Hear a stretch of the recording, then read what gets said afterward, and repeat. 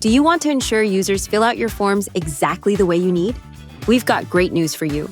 MakeForms now has RegEx validation, a simple and powerful way to make your forms smarter. But what is RegEx? RegEx, short for regular expressions, is like a set of rules you define for data input. Think of it as a guide that tells your form what's allowed and what isn't. For example, you can ensure IDs follow the right format, set up custom rules for social security numbers, driving licenses, and more. It sounds complex, but with MakeForms, it's easier than ever to use. Let's show you how it works. Step 1, drag an input field from the field section into your form.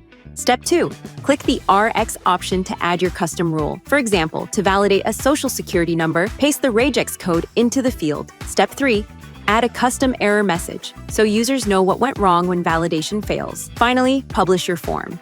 That's it. Let's test it out. First, try entering incorrect data. Your form will instantly show an error message. Now, enter the correct data, and the form validates it seamlessly. Ready to try it out? Visit makeforms.io now to learn more.